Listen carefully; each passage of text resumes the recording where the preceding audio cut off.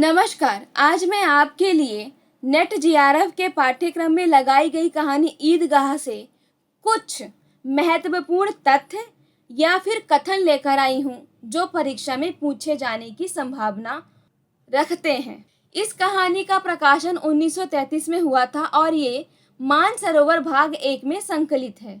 कहानी के पात्र हामिद, बूढ़ी दादी अमीना, आबिद जिसकी मृत्यु हो चुकी है, मोहसिन, महमूद, नूरे, सम्मी। हामिद के पिता की मृत्यु हैजे से होती है और माँ की मृत्यु पीलिया से होती है। ईदगाह कहानी में गांव व शहर दोनों का वर्णन है। 30 रोज़ों के बाद ईद आई है। लड़के सबसे ज़्यादा प्रसन्न हैं। चौधरी कयाम अली के पास कुछ लोग ईद के लिए कर्ज लेने के लिए दौड़े जा रहे हैं। हामिद 4-5 साल का लड़का है। हामिद अपनी बूढ़ी दादी अमीना की गोद में सोता है और उतना ही प्रसन्न है।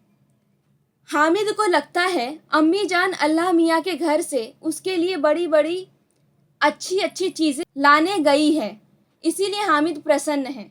आशा तो बड़ी चीज़ है। बच्चों की कल्पना तो राई का पर्वत बना लेती है। अमीना सोचती है इस निगोड़ी ईद को किसने बुलाया था। हामिद के अंदर प्रकाश है, बाहर आशा। घर से ईदगाह 3 कोस की दूरी पर थी। फहीमन के कपड़े सिले थे अमीना ने, जिसके 8 आने पैसे मिले थे। धोबन और नाइन और मेहतरानी और चूड़ीहारिन सभी ईदी लेने आएंगी, ऐसा अमीना सोचती है और चिंतित होती है कि वो उन्हें क्या देगी। बच्चे तेज चलकर आगे निकल जाते हैं और सोचते हैं ये धीरे धीरे क्यों चल रहे हैं। बच्चे ऐसा अपने बड़ों के लिए सोचते हैं। ईदगाह जाते समय बड़ी बड़ी इमारतें आने लगी। नेट जीआरएफ के पेपर में क्रम भी पूछा जाता है, इसलिए आपको क्रम ध्यान रखना है।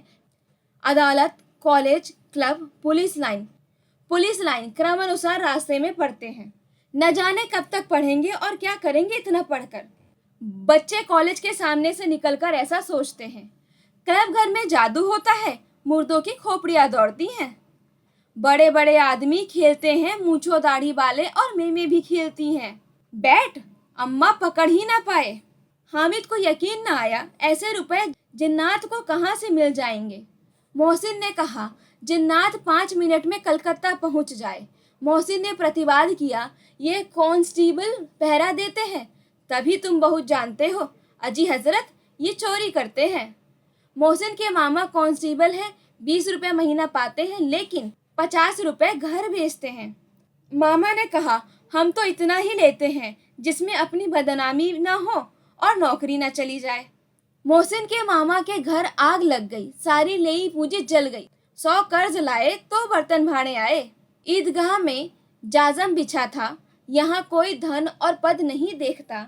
इस्लाम की निगाह में सब बराबर हैं। ग्रामीणों ने वजू किया, पिछली पंक्ति में खड़े हो गए। ये देखो हिंडोला है, एक पैसा देकर चढ़ जाओ। महमूद सिपाही लेता है, खाकी वर्दी और लाल पगड़ी वाला, कंधे पर बंदूक रखे हुए। मोहसिन भिश्ती लेता है, कमर झुकी, मशक रखे हुए। नूरे वकील लेता है, कानून का पौधा लिए हुए। ये सब 2-2 पैसे के खिलौने हैं। सम्मी धोबिन लेता है। हामिद खिलौने की निंदा करता है, लेकिन ललचाई आंखों से खिलौने देखता भी है। लड़के इतने त्यागी नहीं होते हैं, विशेषकर जब अभी नया शौक है। मोहसिन हामिद को रेवड़ी के लिए ललचाता है, लेकिन उसे नहीं खिलाता है। महमूद गुलाब जामुन के लिए ललचाता है। हामिद मिठाई कौन बड़ी नेमत है, किताब में इसकी कितनी बुराइयां लिखी हुई हैं। हामिद सोचता है अपने दोस्तों के लिए पैसे चुराएंगे और मार खाएंगे। हामिद सोचता है खिलौने के लिए कौन इन्हें दुआ देगा। बड़ों की दुआएं सीधे अल्लाह के दरबार में पहुंचती हैं और तुरंत सुनी जाती हैं। हामिद मैं गरीब सही, किसी से कुछ मांगने नहीं जाता। हामिद को लगता है अब्बा जान और अम्मी कभी न कभी आएंगे। उसे नहीं पता कि ईश्वर के पास जाने का क्या मतलब होता है। चिमटे की कीमत 6 पैसे की थी। हामिद ने कहा 3 पैसे लोगे। हामिद को लगा दुकानदार उसे भला बुरा न कहे, इसलिए वो आगे बढ़ जाता है, लेकिन दुकानदार उसे बुलाकर चिमटा 3 पैसे में दे देता है। मेरा बहादुर शेर है चिमटा, हामिद कहता है। खिलौने और चिमटे दोनों के लिए तर्क होने लगा, जिसके लिए 2 दल बन गए। मोहसिन, महमूद, सम्मी, नूरे एक तरफ हो गए और हामिद अकेला दूसरी तरफ हो गया। सम्मी तो विधर्मी हो गया, दूसरे पक्ष से जा मिला। लेखक कहता है, हामिद के पास न्याय का बल है और नीति की शक्ति। एक ओर मिट्टी है, दूसरी ओर लोहा। हामिद ने चिमटे के लिए कहा, बहादुर रुस्तम में हिंद को पकड़ेंगे। हामिद ने चिमटे के लिए कहा, आग में बहादुर ही कूदते हैं जनाब। तुम्हारे ये वकील, सिपाही और भिश्ती लौड़ियों की तरह घर में घुस जाएंगे। इस तर्क में विजेता को हारने वालों से जो सत्कार मिलना स्वाभाविक है, वो हामिद को भी मिला। अंत में हामिद ने हारने वाले के आंसू पोंछे और कहता है, मैं तुम्हें चिढ़ा रहा था, चिमटा खिलौनों की क्या बराबरी करेगा। चिपका हुआ टिकट अब पानी से नहीं छूट रहा है, अर्थात हामिद के दिलासे से हारने वाले संतुष्ट नहीं हो पा रहे थे। लौटते हुए रास्ते में महमूद ने केले खरीदे और उसमें सिर्फ हामिद को साझी किया। ईदगाह और मेले से सभी लोग 11 बजे गांव में लौटे थे। मोहसिन की बहन ने भिश्ती तोड़ दिया। नूरे का वकील पंखे की हवा या झटके से गिरकर टूट गया।